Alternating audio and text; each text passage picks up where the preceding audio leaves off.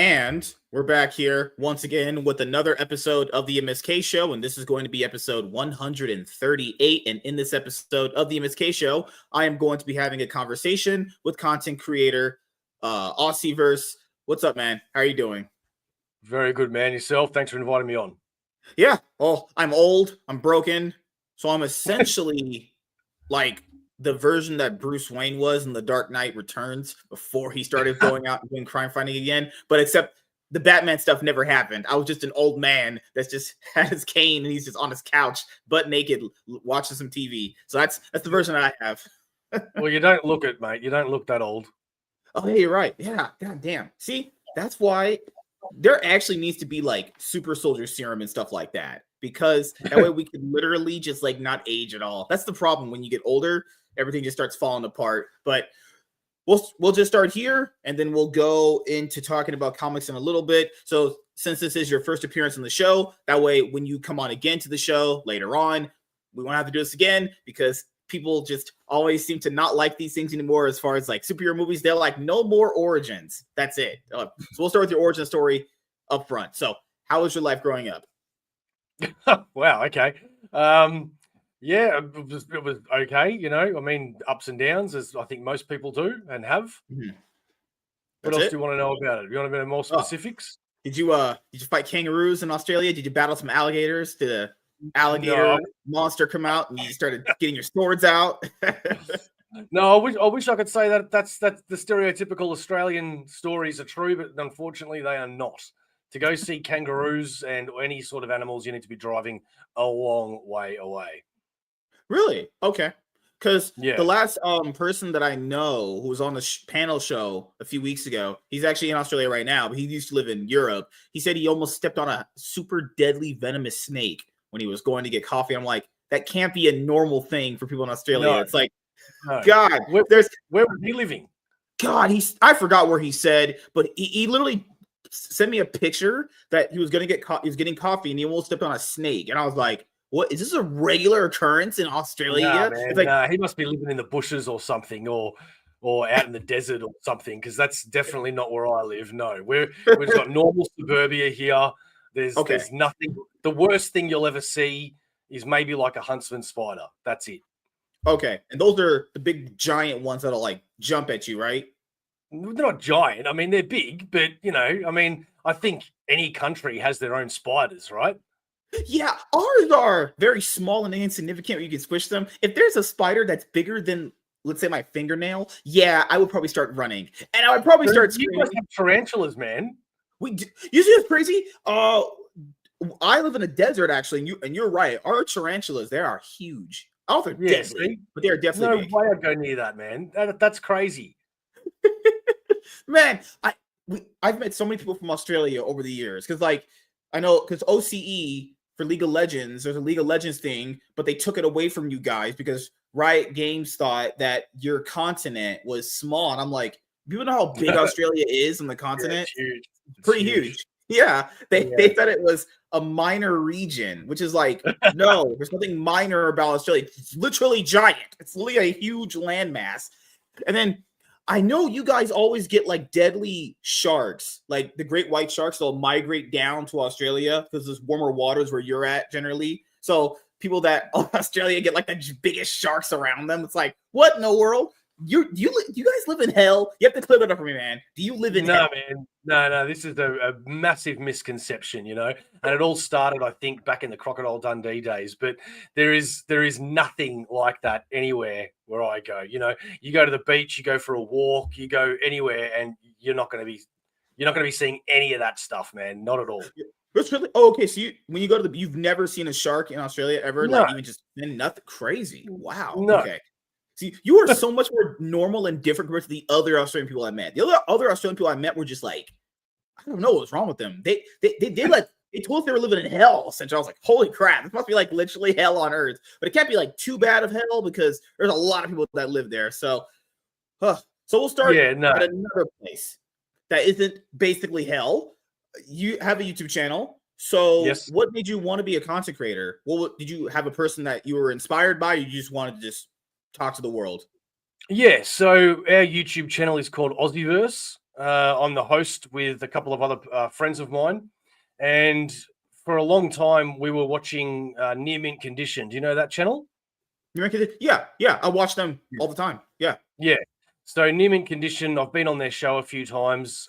He's been on AussieVerse a few times, and then I also met Omnidog's Vault, which is another channel. Mhm. And I was watching what they were doing, and like, don't get me wrong, I could never compete with Omar and his professionalism and knowledge about what he has with the books. But I Mhm. said to myself, you know what, man, I've got a freaking library here, like so many books. That's an There's understatement. well, yeah. Well, why can't I make a channel? And we've come really far. I mean, you know, you'd think we just do omnibus reviews and things, but we don't. We actually have a lot of interviews. We have some game shows. We've now incorporated music onto the channel. So every time we go to a gig, we do a review and show some of the footage. Mhm. And yeah, it's just been a lot of fun. I saw videos on your channel from like some years ago. You're into like music a lot, aren't you? Yeah. Yeah, I saw.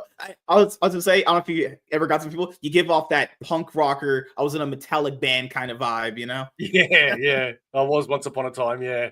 You were in a band. No, you're getting the Yeah. stereotypes, man. Oh my god. So you're actually in a band. Oh, okay. Are you still in a Yeah. I band was in a. currently? Or you just retired? No. So I'm a drummer, and I was Okay. in bands when I was in high school. We used to hire halls out and sell tickets and things like that. But it's been many years since I've been in a band or even played, because when you're living in apartments, you can't really have a drum kit. But I'm now going to True. be moving. I'm now going to be moving into a house soon, so I'm definitely going to be buying a drum kit and trying to get back into it. Oh yeah, because people don't know, if you have an apartment, given how loud instruments can be, the bass in them vibrates. Yeah. They're like everywhere. The walls are so thin. Like, I'm glad now I live in a much bigger place. I could never like even talk like louder at night because there were old people around me, so they would like always go to bed at like eight in the night. So I was like, fuck, I would have to like talk way softer than I do normally right now. Good God, man. So, man, comic books are just an insane thing. Because the thing about comic books is, as I've noticed with people, is that if someone doesn't know what they're talking about, you can easily spot it. You can easily spot a casual too. Have you been able to do that? Like, someone will say like a casual line will be like, "Oh, it's in the comic books," and it's like, what do you mean specifically by that? Like, run, who wrote it, who drew it, just so many casual things. Like, Yeah.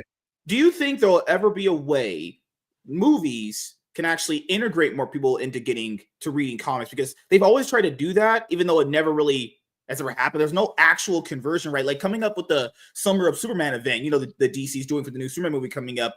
The thing that they highlighted was that they want to get new readers into reading Superman. Well, that's just never happened. Like there's like you have people that'll watch movies and television and animated shows, but they won't pick up a comic book. It's just something that is just so hard to convert them over. So do you think there's any way possible it can happen actually? Yeah, so I think the biggest problem with the whole thing is the cross promotional aspect of it. I don't understand why you don't go to the movies and watch a Marvel or DC movie and Mhm, they don't have an ad at the start of the movie mhm, promoting their own comics and mhm, saying this is, go to a local comic shop, read it digitally, mhm, because they just don't bother doing that. There has been the rare occurrence where you do go to a movie, like I remember Venom had its own movie comic that you could get at the cinema, but they just don't do that. And like, if you're if you're creating millions of dollars on a movie, have some comics at the cinema, make an ad at the cinema. The problem with comics and movies, I think, these days is they try to make the comics more in line with the movies. And in my opinion, it should be the other way around. They should make the movies more in line with the comics. You know. Now that's a losing battle because it's been too many years now and it's not going to yeah, change. So when you have a Marvel movie come out and they do things with the TVA recently in Loki, or they make Loki a good guy in the movies, well, then that's exactly what's going to be happening in the comics. And mhm, that's exactly what they do. Phil Coulson was never a character before the movies, and mhm, now Phil Coulson's in all the in some Avengers books. Nick mhm. Fury, Samuel L. Jackson, that is not Nick Fury. That was the Nick Fury from the Ultimate line. And then that Nick Fury is the one they use now, that the black version. Yeah. Yeah, and they made him Nick Fury's son. Now, don't get me wrong, I've got no problem with it, but why not just do it like the comics? You know, obviously you got diversity and you want to make sure that everybody's being represented, which is great, and I'm all for that. But I don't understand why they can't just make new, better characters for these people. Why change them? It just doesn't make any sense to me. It's the big argument that people are having with Disney these days as well. Yeah, that's the thing that I've never got or understood. Instead of simply, let's say, changing someone like Nick Fury, why can't you create a different version of the character? Or someone that is your hire, or you're going to hire, or you want to have on your brand, someone on a future book, make a new character. I've just never understood that. They'd rather just like race swap or gender swap, and it's like you just go through. I feel like doing all of that just causes so much more problems. If they just straight up didn't do it, you wouldn't have those problems at all. Yeah. But they want to just take the hard route, and it's like, God. And people always will point to the one examples that work. Like there's few examples of it that can work, but if you look at it, it's like not like a lot of them are just like, how would I say it? Like not interesting, you know? Like just not interesting characters. There are some contradictions where, like, I like to contradict myself, and that is like, you know, oh, you'll fit in perfectly here. The argument that I've always been told is a lot of the reasons why all of these white characters are now being changed in some aspects is because when these comics were being written, everybody was just a white person, you know, because this is the 1960s or earlier or a little bit later. So I get, like, for example, the upcoming Wonder Man TV show that's coming. The guy playing him is Black Manta from the Aquaman movies, right? Yeah. So I don't mind that. I don't mind if you have some characters that are not the most popular, not the most, they're not in comics that much, and you want to make it a bit diverse. That's fair enough. I don't mind that.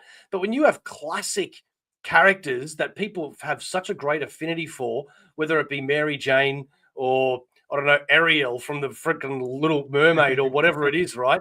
Stick to that, you know? And plus on the other side, if you want to make Nick Fury, for example, now a black man in the MCU, well then instead of making it Nick Fury's son and making him the new, why don't you just bring that Samuel L. Jackson character in the Ultimate Universe into the into the 616, just like they did with Miles Morales? Why did they need to create a whole new character? I just don't get that way of thinking. So you essentially think that if it's a character that has like long-standing history, it should be someone generally untouched. But someone like Wonder Man's probably a character that no one's ever going to end up thinking about or hearing about, even outside of the universe.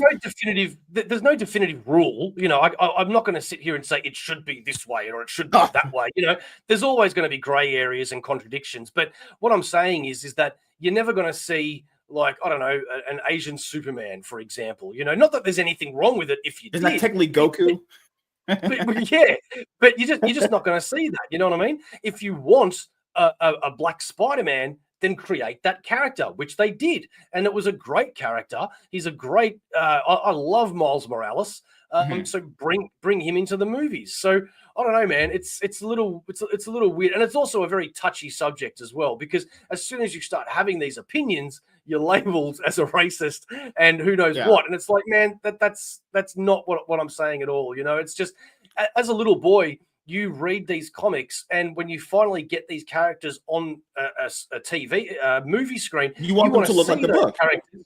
Yeah, and when they're not, it's a bit like, oh well, you know. Now, for example, Zendaya, when she was Mary Jane, I didn't like that at the start, at the conception of it. I went, man, Mary Jane's meant to have red hair and white and blah blah blah blah. But Zendaya won me over. I thought she was fantastic, and I think she's a great actress, and I actually really, really like her as Mary Jane now. So I guess, again, it's contradicting, and it can be, there's no set rule, you know. I think if it's done right at the end of the day, then it's done right, you know. But don't do it just for the sake of it, I guess, is what I'm trying to say. So the few things that you said that we'll just tackle on, I actually don't disagree with you at all. The thing that it's so weird is that when someone just would extrapolate something that you just said and they would call you like an instaphobe, but it's like, where did you get that from? We're talking about comics here. These are characters on a piece of paper. It has no impact on really anything. It's not to do with politics, nothing to do with your life. This is just characters on a piece of paper. But the other thing that I've always talked about, because I've had other indie creators on who too, when they create characters and they get like crowdfunding and stuff done for their books, is the fact that for me, the reason why I always kind of don't like changing stuff is because you factor into a creator, like they want the character to look that way because that was their creation. That was like their baby. So I feel like changing it just kind of like, I don't know, it always feels super insulting to that person. You know, if you created Batman, you want him to look that way because maybe you saw someone in your life that you wanted them to have that as a representation for your in your mind as a character in the book. And then someone goes like, no, you're not good enough. It's like, what? Like, to me, I always look at it from a creator aspect, but you know, everyone's gonna always have different opinions on all that stuff because you know, different people don't see it that way. There's always the thing of like someone like Miles Morales, like they've been pushing him a lot now. So like kids growing up now probably gonna see Miles Morales as their Spider-Man compared to someone like Peter Parker, whom they, you know, routinely always pretty much shit on for some reason. Like you speak of the MCU because you said Zendaya in No Way Home. Similar to like what Zeb Wells just did in his Spider-Man run, he lost everything. Progressively throughout like Civil War, Infinity War, to No Way Home, he lost everything. He has nothing now. But that's the same way in the comics too. It's so weird. It's like, do you like Spider-Man always having to revert back to that guy that like can't get it right, underdog, can't get a girlfriend, struggling to pay bills? They always put him back in that spot. It's so weird. The underdog aspect, I do, but I also like the progression, like in Dan Slott's run, where obviously due to Superior Spider-Man, he started to make a company, he started to get more degrees, and things seemed to be progressing for him. And then they reverted it back. So, I mean, at the end of the day, man, these are just comic books. Like whether I have an opinion, you have an opinion, someone else has an opinion. I think the problem is that you need to be an adult and mature and realize, first of all, stop taking shit so seriously. It is just comic books. And second of all, just because you have an opinion doesn't mean you're right either.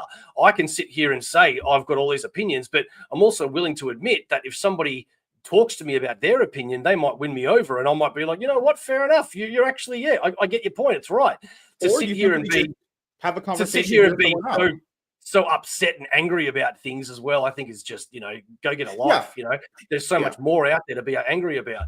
But yeah, man, I mean, you know, when you're going to just change things just for the sake of it, I think that's the point that it just feels lazy. Yeah, because even just based on what you just said there, you know, even if we don't agree, I find that a lot more enjoyable sometimes, you know, because you can have a conversation, hear someone out. And I always tell people this, even in comic books as well. Just because someone disagrees with you does not mean that they're your enemy or you should hate them. It's like that's a natural part of life. You just talk to people. That's how you do it. You know, that's how you get friends, how you have interesting conversations. Even maybe this happens in conversation a lot. You hear someone out, like you just said, maybe their perspective changes something the way you think in your mind. You're like, you know what? I didn't think of it that way. Maybe that is where other people are coming from. That's why you have conversations. But you know, when people start getting so angry about this kind of stuff, it's like it takes the fun out of it. You know, it's like I will tell you one thing that really pisses me off, though. Again, I'm being contradictory, and that is we all have our own passions about whatever it is that you're reading, something that you feel really strongly about. And one thing that I feel really strongly about is Peter Parker and Mary Jane, right? To me, they are the it couple. They should always be together. And I just love those two. So going back to your question about do I like them, always bringing it back to the same thing. One thing that pisses me off is how they've obviously separated Peter and Mary Jane. For years and years and years, they were apart. Zeb Wells ends up bringing them back together, and I'm sitting here going, yes, fantastic, Mary Jane and Peter are back together again, only for them to be split apart again. Now Peter Parker is dating another woman in his new run, and I'm kind of liking her. I'm kind of digging her, but why should I get invested in Peter Parker's love life when the editorial has clearly made it out that Peter Parker is never going to get married again, because otherwise, why would they split him up from Mary Jane? And if he was going to get married again, why wouldn't it be Mary Jane again? So I know that all of Peter Parker's relationships moving forward are never going to go anywhere. So why bother? Like, just either don't concentrate on his love life at all and pick your lane and stick to it, or send him back to Mary Jane. Like, for crying out loud. For me, when I read Zeb Wells' main Spider-Man run, because I only read the first 5 issues, so I have the trade. I'm gonna review all of it. in the first, I don't know what issue it was in that book. Oh my goodness. If people don't know this actual thing happened in the book, she's dating this new guy called, what's his name, Paul or whatever. Oh yeah. Sorry, Vin Diesel's outside. Good Lord. Thank you, Vin Diesel. We'll see you later. Good Lord.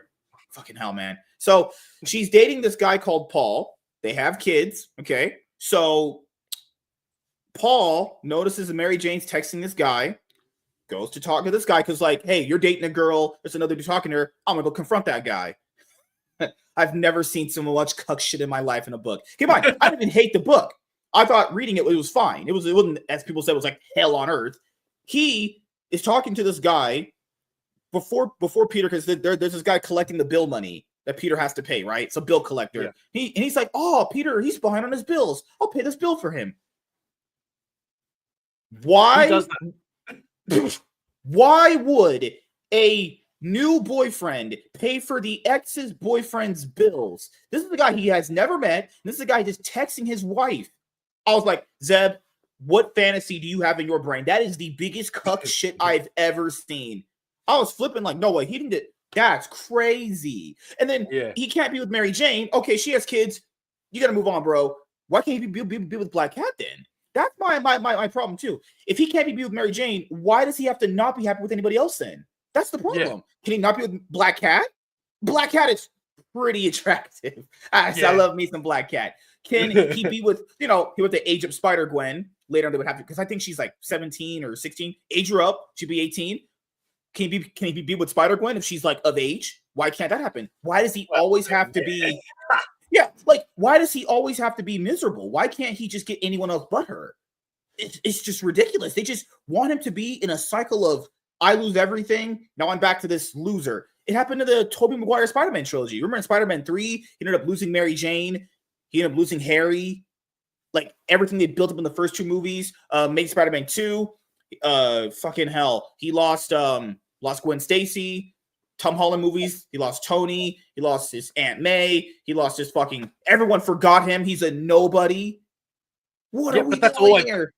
Yeah, but to be fair, that's always sort of been the trope with Spider-Man as well. Like, Spider-Man's always got to be rock bottom because for him to be successful is not the Spider-Man book. Again, if he is successful, it's nothing that I wouldn't want to read, just like I said with the Dan Slott run when he started to get his degrees and started to have Parker Industries. I found that really refreshing and really good. I liked that. But Peter Parker always has the Parker luck. So he's always going to be down and out, It's same with Daredevil, Daredevil is always going to be going through hell. There is never going to be a moment of peace for Daredevil, So these are the things that work, I guess, for these characters. But don't bullshit me and tell me that he's meeting a new girl and he's going to try and have a relationship with this new girl when what's the point? It's not going to work out. Give it 20 years and that girl's going to have powers and be a superhero anyway. Oh yeah. Fucking hell, man. It's like, what do they think a relationship looks like? Because if there's someone, they're supposed to be like star-crossed lovers, supposed to love each other. Well, then after like one fight, they're not supposed to just like call it off, you would think, right? There are a couple like Superman and Lois. They're always going to find a way to make it work. That's how I always thought of it, Yeah. But it sounds like they just want to keep him that way. They want him to be this sad, miserable, poor, depressed loser. It's like, okay, maybe for like a good amount of his history, that's fine. But at a single point, you gotta see some progression there. Like there was a story I remember where he had a daughter called May Parker or whatever. He was married. Yeah. She was Spider-Man. That's progression. That's what people like to see, Like in Superman and Lois. We've seen a lot of iterations of Superman where he's been the guy that's the Daily Planet worker, the farm guy. It was nice to see Clark having kids and raising them and being a dad. That was a cool dynamic, Just, I would say, change it up every once in a while. It doesn't always have to be the same thing, Yeah, but the problem is that Spider-Man comics have just been progressively crap for the last, 10, 15, 20 years. Like, Spider-Man's my favorite, but what was your last run you liked, actually? Well, yeah, I'm reading it more out of loyalty because I love Peter Parker and Spider-Man, but the comics are just no good. They're just not. There's just so much crap in Spider-Man comics, and it's a real shame. It's their number one character in Marvel, their biggest seller. Why aren't they treating him with more respect? It's just horrible, and it's, man. Don't even. Do you have any hope for John Romita Jr. and the other guy they're bringing on, Joe Kelly. Are you excited for the John Romita Jr. Joe Kelly Amazing Spider-Man #1 reboot they're going to bring up? Well, every time there's a new Spider-Man reboot, I'm always I'll call it a renumbering. Sorry, renumbering, well, as they say it. I'm always hopeful. Always hopeful. How low is that hope? Reading, well, that's what happens though, right? I haven't started reading the 8 Deaths of Spider-Man yet. But and Joe Kelly's good. Joe Kelly's done some great stuff. He's done Spider-Man before. I thought he was good. So we'll just have to wait and see, really. Yeah, that's the thing is, a lot of people just don't see this stuff a lot. Marvel wanting to renumber Amazing Spider-Man back to #1 doesn't even make logical sense, because that Amazing Spider-Man title we're talking about right now doesn't even fall out of the top 10 as far as like comic book shops ordering that title. So people don't know this. The reason why Marvel and DC would like reboot a character back to #1 is to get a spike in sales. Why are they rebooting a character to get a spike in sales for a book that doesn't even fall out of the top 10? That doesn't even make logical sense in and of itself. So they don't know what they want to do with Spider-Man. Like you said, it's just circling the drain. I hope Joe Kelly can do it. I don't even hate John Romita Jr.'s art. I think it's fine. I think it's okay. But what are they going to do? You know, it feels like they just kind of ran out the issues. They're also pumping out the issues in the last. Do you think it should be purposely to get to that 1,000 issue? Yeah. So how many? I would say this, because a lot of people I've talked about like some Spider-Man groups. Do you think this should the book only come out like twice? Not twice a month. It'd be a weekly. So like maybe a bi-monthly book. Do you think that would fix it? You know, when I was growing up, there were 4 Spider-Man titles a month, which means that it was weekly. So you had Amazing Spider-Man, you had Adjectiveless Spider-Man, you had Web of Spider-Man, and it was either Peter Parker Spider-Man or just I can't even remember the other title now, I've gone blank. But the point is that you had 4 different titles. They then decided to get rid of all 3 of them and just make it amazing, and they were doing them weekly for a little bit. And that's when they were pumping them out. I think it was between issues 600 to 700 or 700 to 800. I can't remember which ones, but at one of those points, Spider-Man issues were just being pumped out. Now they've only got Amazing Spider-Man again, but there's all these millions of other mini-series and who knows what the hell. So, man, I mean, comics should be once a month. And if they're not going to be once a month, then they should be twice a month. I don't think really they should be any more or any less than that. That's just my opinion. Yeah, because it feels like we're just getting so much, like not just with Spider-Man, it happens with Batman, it happens with Superman a lot. It's not even the fact that we just get Spider-Man titles, it's all the other adjacent ones with it too. You know, so you get Venom, Carnage, Miles Morales, Spider-Gwen, you get fucking Spectacular Spider-Man, you would get like, now they have one with, now it's Peter and Miles together in the same book. And it's like, at some point, does that not dilute getting Spider-Man to be a special kind of character? You get him all to yourself in one single book. You have like Spider-Boy, who's reading that.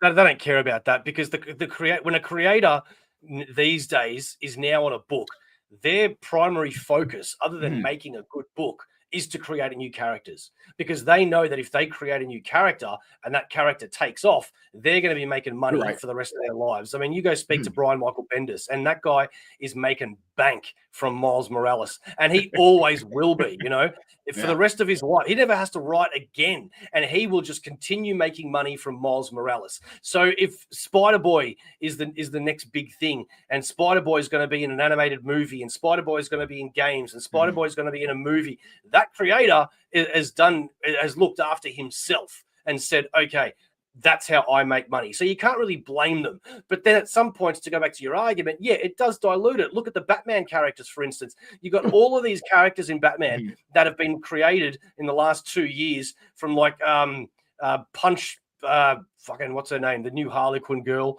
and then you've got Ghost this and Bat that, all of these new characters, and it's because they're just throwing shit to the wall, hoping something sticks and something becomes really popular, and other writers want to use them, because then they make more money. So I was going to talk about your omnibus collection, because apparently you are a library of omnibuses, apparently. So based off what we see right there in your background, do you have more or less omnibuses? Oh, way more. I've got this is just like a small portion. Oh my God. The whole room. This man's in his back cave of omnibuses. Yeah, I recently just did a room tour on AussieVerse. Go check it I out. did see that. So I'll ask you this: top 5 Marvel omnibuses you own. Oh man, that is, I can't answer that. The reason why I can't answer that is because, obviously it's my own personal choice, right? So my favorite storyline of all time is Spider-Man: The Clone Saga, because I'm a huge Ben Reilly fan. That's a hot take. Oh Yeah, God. it is. Okay. It is, Yeah. and I've had this argument with multiple people. I mean, I've even got it tattooed on my arm. Ben Reilly. What made you? Okay, so I'll ask you this then. What made you like the Clone Saga more than other people did? What gravitated towards you? Well, I think I was the right age. I was a teenager. I was a young teenager. And what made me fall in love with Ben Reilly and the Clone Saga was the fact that Spider-Man was never dark. Apart from your very rare stories like Kraven's Last Hunt, Spider-Man was never dark, right? Spider-Man's always been upbeat and happy and joking. In the Clone Saga, he gets beaten so badly, mentally and physically, where he loses his baby, he loses his identity. Everything that could go wrong for him goes wrong, where he starts to lose his fucking mind, man. And all of a sudden, this clone comes into his life and goes, hey, I'm your clone, and I'm not here to take your life. I'm just here because your Aunt May is sick, and I want to make sure I see her before she dies. Peter Parker doesn't believe that because of the dark place that he's in. Starts a fight with Ben Reilly. Ben Reilly keeps swearing black and blue, I am not here to cause any grief in your life. Then, fast forward a few story arcs later, Peter Parker's being arrested for murder, all this sort of crap. Ben Reilly, God bless him, takes down his hand and offers it to Peter Parker and lifts him from the darkness into the light and says, you've forgotten who you are. Spider-Man is the beacon of hope. Spider-Man is the Superman of the Marvel universe.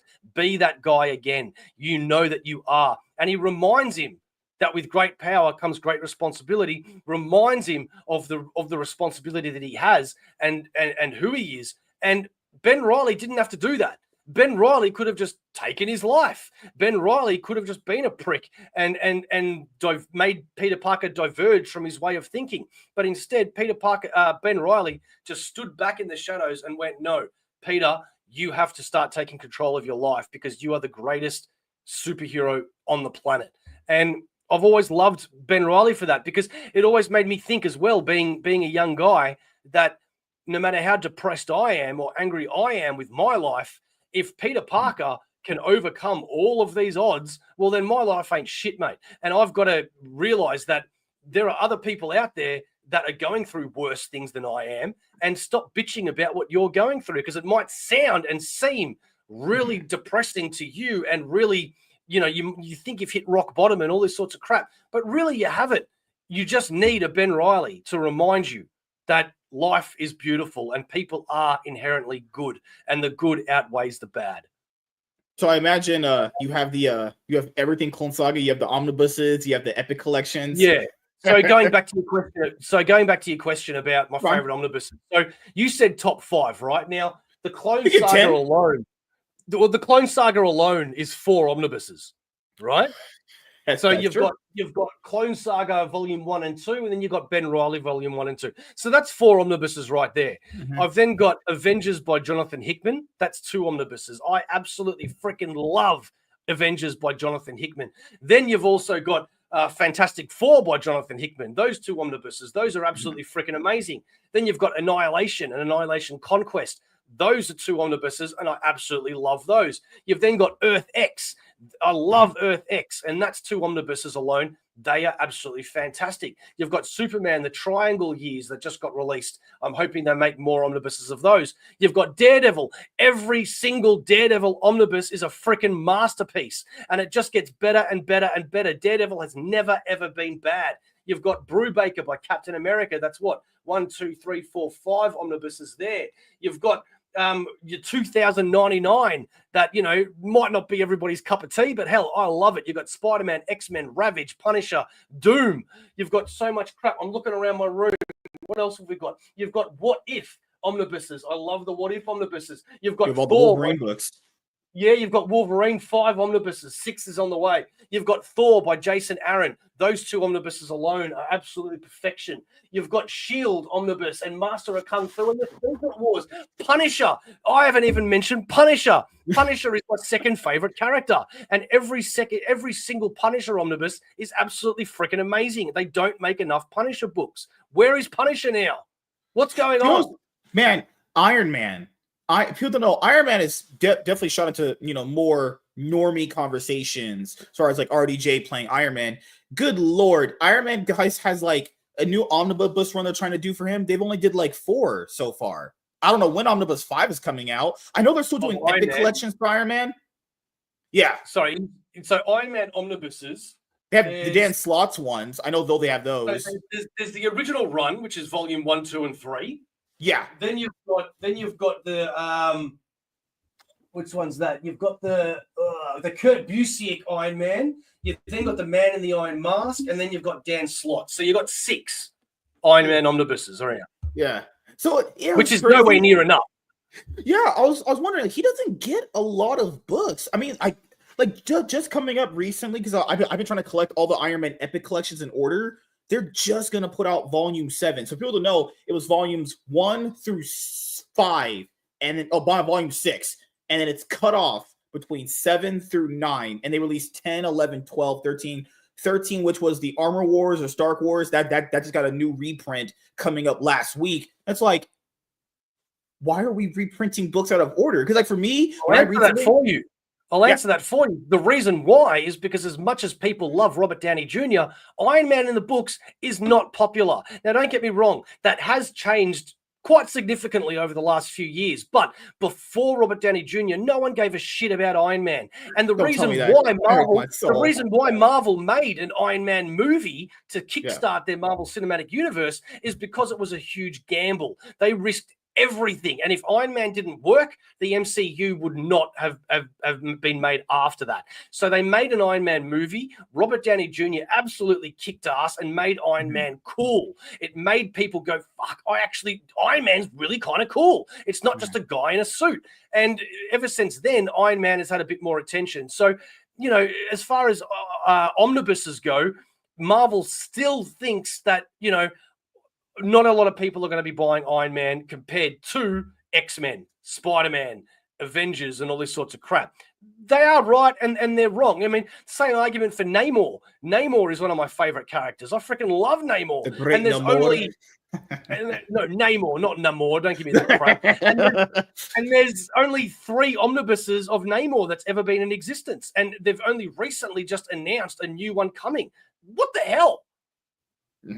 Yeah, I don't get it. Like, certain characters get every omnibus known to man, while other certain characters you think are popular enough, they get like nothing. Like, I don't remember the last time they announced a Doctor Strange omnibus. They give him like an epic collection every once in a while. No. You're incorrect there.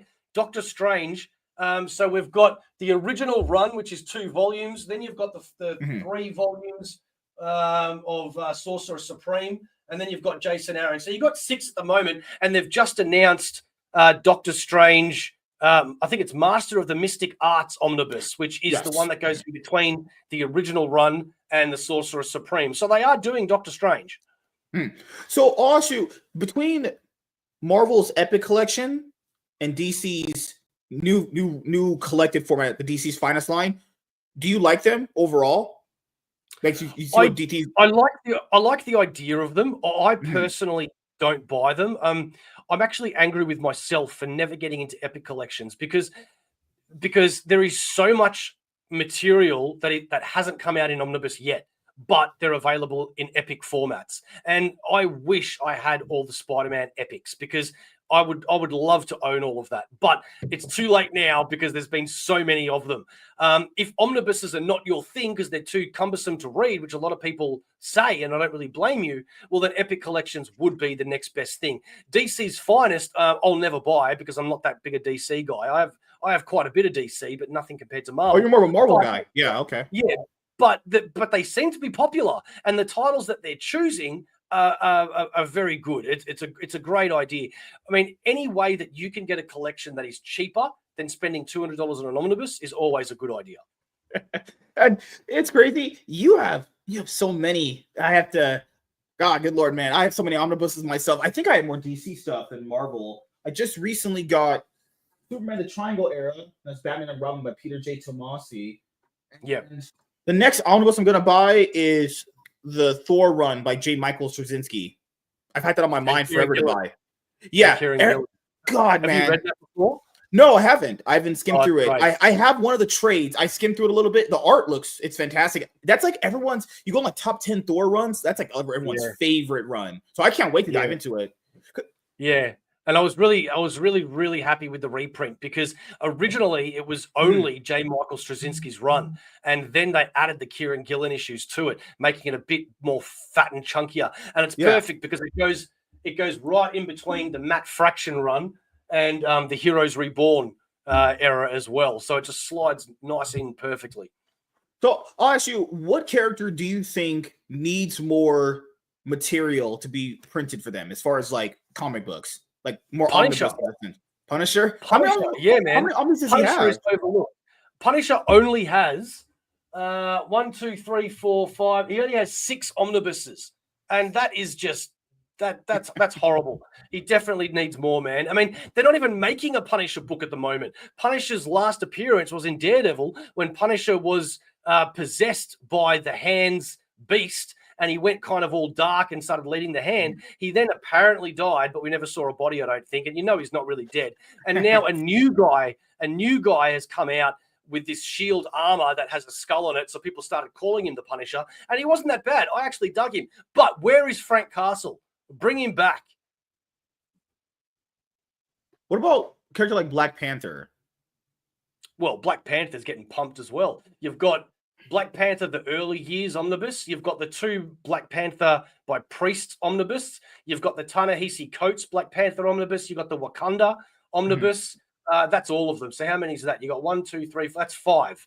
But there's more coming as well. So yeah. You just have a library of everything. How much money do you spend on this stuff? Do you rob banks? Too much. And mate, don't even get me started. I mean, you're in the States, right? Your prices piss me off because in Australia's prices are just absolutely ridiculous, man. It used to be about $120, $130 for a standard size omnibus, but then for the big chunky ones, it'd be about $170. Now, the standard price for an omnibus is about $170, and the big ones are about $250 each. So 2024 is the first year since collecting that I'm actually really, really behind because I can't afford them all. And it's fucking goddamn you, man. Why are they so expensive? I talk to my American friends and we do the conversion, and it still doesn't make sense. You turn around and tell me that an omnibus is going for $100 in America. You then do the conversion, and what? That should be roughly $150 probably Australian dollars. So then why is it being sold for $200? Where is that extra $50 going to? I agree with you. Because a lot of people don't understand, for someone like you and your continent, when we like ship stuff to you, it's like delayed and shit. It has to take like weeks to get through customs. I'm surprised you guys even have shops over there. Do you guys have comic book shops in your area? Oh yeah, we do.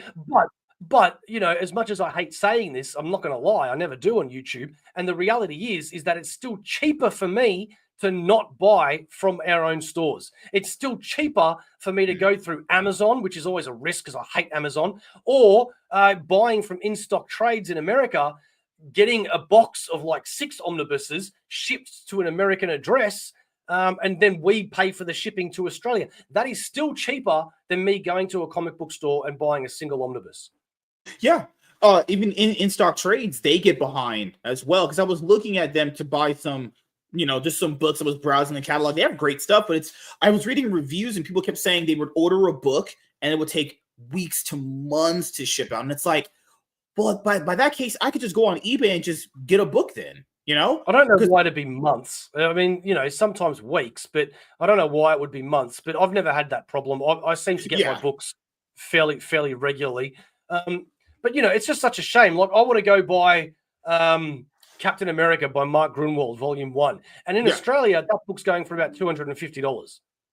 Now you go to an American site and you go to in-stock trades and whatever, and they have all these 70, 50% off deals and savings and all that.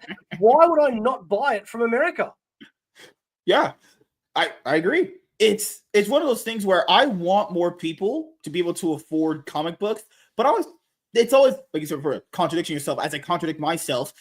Is it supposed to be a cheap hobby? It's not. I don't think any hobby is really cheap when you start getting into the upper echelons of like trying to get the best stuff. Because comic books themselves, like an average floppy for us over here, it's like what, $4.99, $5.99. I don't know how much it is for you for an average floppy from like Marvel and DC. Yeah, for us it's about $7, $8 a comic. Really? Yeah. What? That's crazy because that's also counting the ads and everything that's in a book. Oh God. Jeez, man. It's actually one of the reasons why I went to collected editions. I was collecting single issues for 30 years. And eventually I turned around to myself and said, you know what? I love the way a bookshelf looks like this. I find this really, really attractive. Now, I'm in it for the stories. I'm not in it for the money. I'm not a flipper. So I said to myself, you know what? Screw this. I'm gonna sell my comics because I hate having all of these long boxes and short boxes in my cupboard that don't look good. You'd have to go through them all to see any good covers. I would rather have a collection like this and stop buying single issues. So now, for me to keep up with comics, I read them digitally, but I'll still buy the collected editions when they come out.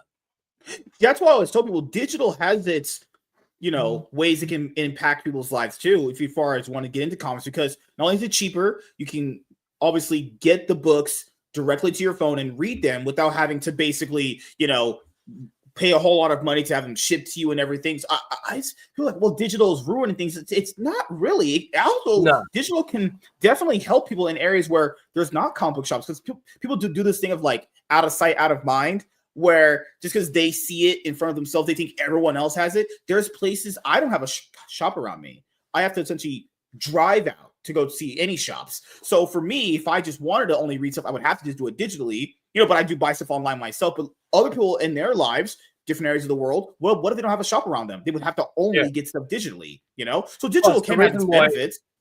Yeah, plus the reason why I love digital comics now is because when you've got a shit eyesight like me and you're reading a physical book, there's a lot that I actually miss in the art. And sometimes I have to go back and go, oh, when did this happen? But when I'm reading digital, it zooms in panel by panel and I'm not missing anything. If anything, digital actually makes me more engrossed into a comic book, which I think is just a wonderful thing. I will always defend digital comics, especially for people with crappy eyesight like myself. God, how do you have bad eyesight? What happened to you, man? Did you get punched by one of those kangaroos we were talking about earlier? I was born this way, man. I've been wearing glasses since I was 6 years old.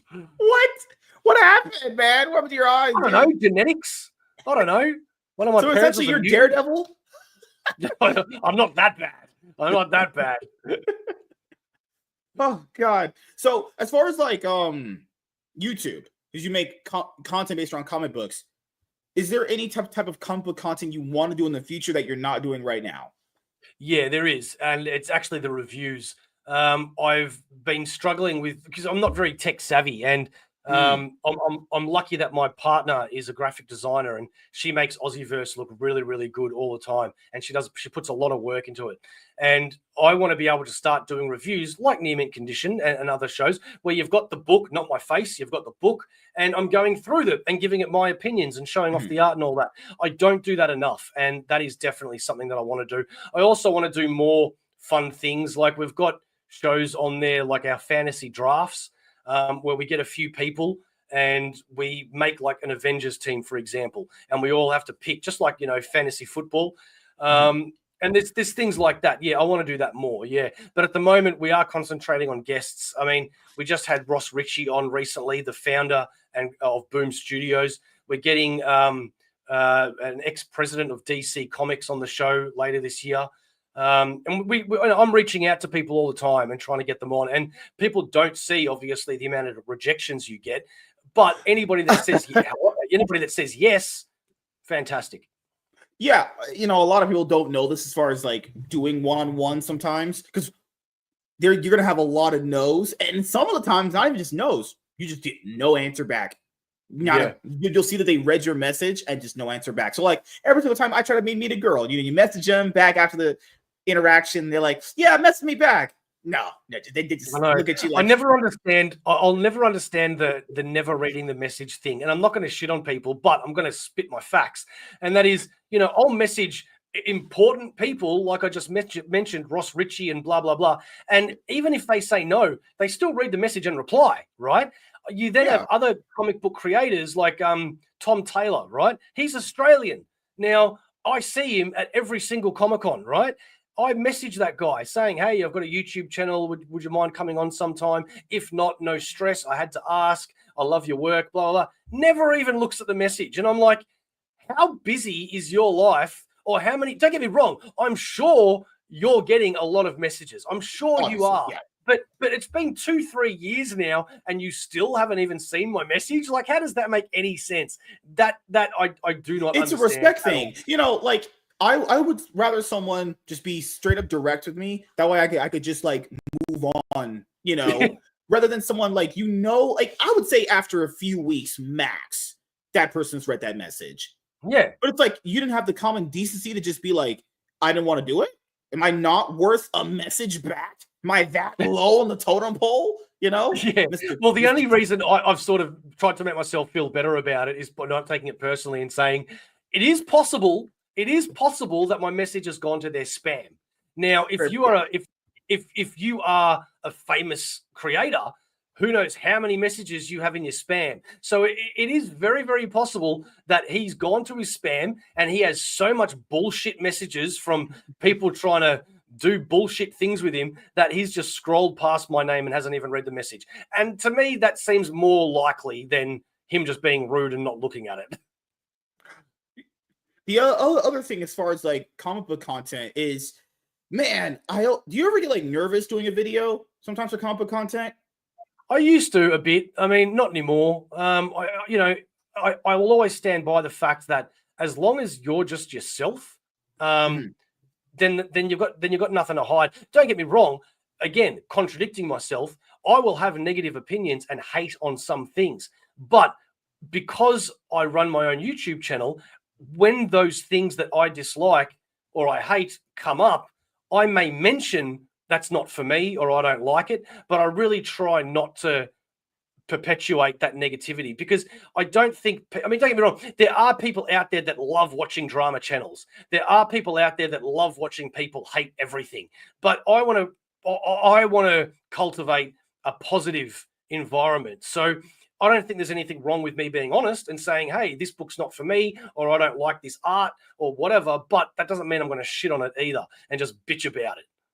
Yeah, I think I always look at it like this. There's your time and place for everything. Like if you didn't like that book or that art, then you would do it obviously in that one single video. There wouldn't be a need to make another video saying how much you didn't like it because, well, then you already stated everything you didn't like in the first video. Yeah. I think it's always just time and a place because, I didn't really care. Like recently, I just read The Ultimate Invasion by Jonathan Hickman, and I was just so bored. And I said it all in my review. I was like, man, I didn't like this at all. There's a few good scenes here and there. Overall, like there's some really great parts in it, but I was bored. But I wouldn't make that same video 3 times over going like, man, Jonathan, I hate you. Now, you know what? I just hate everything about you. It's like, well, that would be this unneeded, Yeah. So my recent one was Ultimate X-Men. I read the first 2 or 3 issues of that and I hated it. And I was honest about it on my own channel. I went, this is not for me. I don't know what I just don't like it at all. And every now and then I'll do a little stab as a joke and give it shit. But you've got to also realize, going back to maturity and having some self-awareness, that not every book is written for you. There are people that really do like it. I heard Near Condition Omar actually say that he really likes Ultimate X-Men because for years he always wanted something really, really different, and now that's what he's gotten. So and that's a good point. People do want different things. They've given us something different. It's not my cup of tea, but I'm sure it is for somebody else. Yeah, I always kind of look at it in the similar vein of like, it didn't hit me. I always try something out. I'll never be a person in comic books where I don't try something out. If I try it out and it doesn't resonate with me, I just don't go back to it. That's why normally for a brand new series, I'll just get the first trade. first trade doesn't convince me, no sense in buying the rest of the volumes because it'll just be a waste of money. And people also have to keep in mind when you're buying comic books, because I said this earlier back in the show, it's easy to spot someone who's fake because they'll say certain things that are completely just normie stuff, or someone who hasn't read books. They don't invest money into it. The reason why I would understand if someone didn't like a book is if you use it yourself. You're investing your hard-earned money into the stuff because you want it to be good because you really like it. Well, it's understandable you would have a certain reaction if you paid a lot of money for something and it wasn't up to your standards. Perfect sense. Yeah. But, a lot of people aren't actually buying the books, so they don't understand the frustration a person would have. It's different when you're putting your money in something versus someone who's just like torrenting a book. It's like, why torrent the book? Well, again, that's why digital comics are good, because now I get to read everything in Marvel if I want to. Mm-hmm. And if I love something, I'll get the collected edition. Otherwise, I won't. And it's still on Marvel Unlimited if I ever want to go back to it. A recent character that just obviously had its movie with Wolverine, Deadpool. How you feeling about Deadpool right now? I've always enjoyed Deadpool. I haven't read the early Deadpool, which is the Deadpool before he was this complete prankster and jokester. I was introduced to Deadpool during Secret Invasion. Deadpool hadn't been around for a long time. And when Secret Invasion came out, they had all of these miniseries and one-shots and all this sorts of stuff because it was the event of the year. And Deadpool came out with a #1. And I was reading everything Secret Invasion because I loved it. And I read Deadpool and I really, really dug him. It was very, very different to anything else that I'd ever read. I loved his fourth world breaking. I loved his violence. I really, really liked him. But there is an argument where if you are an old school Deadpool fan, you don't like Deadpool today. And I get that. I plan to read that Deadpool at some point, but Deadpool was not always the way that he is now. Now it's too late because of the movies and how popular he is. Deadpool will always be this way now. But I really dig him. I've missed a couple of runs, but I'm reading the current run where he's just died and he has a symbiote dog daughter. I really like that. And I loved all the mini series that they did for a while, all the Deadpool verses. Did you read Deadpool Wolverine WW3? No. Okay. Well, that was certainly one of the books of all time. I'll just say that. Good or bad? Did you like Morbius? The movie? Yeah, let's just say that. No. That's what I would call that series. Essentially, Morbius. I read it. I was buying it weekly, and I was like, wow. You ever bought a book, and you were like, you felt like your time was just wasted? Like you just read it, and you were like... Nearly everything I read these days from Marvel, I feel that way. I haven't enjoyed Marvel overall for a long time, and I keep reading it because you're kind of a crackhead. You're addicted to it. Yeah, till the day I die, I'm going to be reading Marvel, regardless of how good it is or bad it is. But I took a break. And I went and read the Secret Wars 2 omnibus, which I'd never read before. And everybody usually hates Secret Wars 2. And I loved it. I thought it was great. I've gone back and I've started reading X-Men from the very, very beginning. And I'm up to like issue 15 of the very original X-Men. And I'm digging it. I actually really like it. People say I'm crazy. But I would say that as far as reading, how much money it would take to get those original X-Men omnibuses. Guys, try looking up what it costs to buy giant-size X-Men omnibus, not that single issue, the book. Holy shit! Well, they do get reprinted though. I mean, for a long time they weren't, which is probably why they were expensive. But lately they have. And anyway, I'm really digging this old Silver Age stuff, and I think it's because I've been reading new comics, nothing but new comics for so long and not enjoying it, that when you go back to the Silver Age and you read comics the way they used to be, it's really refreshing. And I'm really digging it. Plus, I now get to read all of these origins and all of this original stuff that I hadn't read before. Yeah, man, some new Marvel stuff just, holy crap, will blow your brains. Man, just... I have to go back to a few days ago, guys, when I read Ultimate Invasion and I reviewed it with Lapsed Comic Fan. I never read a Marvel book where I just didn't care for any of the characters that exist in that book. I was like, if the maker straight up murders all these people right now, I wouldn't care. I was really feeling that. as I read it, I was like, I don't care about none of these guys. I don't care about this Thor, this Hulk. I don't care about his son. How do you maybe not care about Tony? I love Tony. Like now you want like, oh God, man, please. Hopefully, because I got I read Ultimate Spider-Man #1. I have the trade over there, so I'll think get all the stuff in trade. I just don't want to feel that constantly when it comes to like reading new Marvel stuff. It's like I don't care about none of these characters, you know, because that's the point of like the big creators of DC and Marvel. Like they're supposed to make you care about the characters you're investing your money into, you know. Ugh, God, yeah. But you know, Jonathan Hickman has that thing where he just so much setup. That guy is just so much setup. I think he just sets up everything. Yeah, he does, but you know, I mean, what is even going on in Ultimate Spider-Man? Like, it's nothing's happening. It's just I'm enjoying it for some reason, but nothing's happening. He does that, doesn't John? He does that all the time. He sets up something, but nothing really happens. But he set it all up, and it's like I don't know how this guy keeps getting me. He's like a magician, and I'll keep falling for his tricks. Because I read Wolverine Revenge #1, a lot, just #1, because I have the other 2 issues over there. I liked the first book. I thought the first book was not his usual set up everything and give me nothing. It was fine. And then I went and read Wolverine Deep Cut issue #1. It was Chris Claremont. That first issue was really good. You know, so like I guess it's just some stuff there is good. You gotta just fish through a sea of shit to get through it. Guys. But yeah, last few things I'll ask you, man, because I know you got to get to bed very, very soon for work the next day. So do you have anything that you want to let the audience know about that you're working on going into the rest of 2025?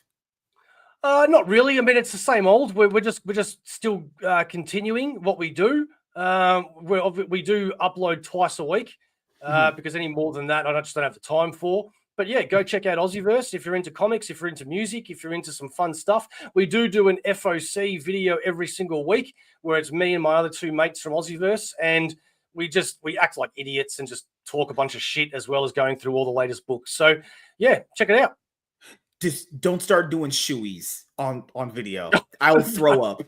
God, you Australians are nuts. You guys are crazy. I have never seen that either in my life. That's disgusting. I don't know where that came from. I don't know where that came from. You know, I'm watching the wrestling and I see what's his name? Oh, God, that Aussie wrestler, you know, and he does a shoey, and I'm like, mate, what are you doing? You're misrepresenting our country so bad. Like, just stop it. Oh God, man. Why do you guys always do it? You guys got kangaroos, you got giant deadly snakes all around you, you're raining spiders in your continent. God cursed your continent, man. It's over. Now, what if one day you fell back in all your omnibuses and then you could be in the Marvel world? That would make the world different, you know? What was that? What was the question? Maybe into my omnibuses and be in the Marvel universe? Was that what you said? That'd be only for taking shrooms. If you're not taking shrooms, I definitely wouldn't be living in New York. That's for sure. I think. Why is everything set in New York? That place is terrible. The place is bad. Well, I think they're all set in New York because they want it to be all interconnected, you know, and they don't want to make it, you know, I've got to fly to this state and fly to that state. It's just easier. But, you know, I mean, it seems like every time they try and put a superhero or a team in another state, it doesn't last, does it? That's true. Yeah. Last thing, Aussie, man, is do you have any shout outs you want to give to anyone in particular and anything else you want to say before we head out? Shout outs. I mean, not so much. I mean, thank you to everybody that does watch AussieVerse. We really do appreciate you guys, especially our paid members. We just love you guys. For all the people that are out there that are seeing me for the first time, go check out AussieVerse and let us know what you think. If you do like it, subscribe. If you don't like it, still subscribe. Why not? Just share the love. Yeah, and if you like and subscribe, he'll take one of his omnibuses out of his cabinets and give it to you. That is absolutely not true. Come on, man. One subscriber for an omnibus you have to ship out to a random person. Come on, man. Be a team player. No, that's for the giveaway times when we have our milestone events. That's when we start giving stuff away. He'll start giving out Miles Morales omnibuses. Like, you want Peter Parker? Oh, well, no, you get the black guy. So, thank you guys for checking out this episode of the MSK Show.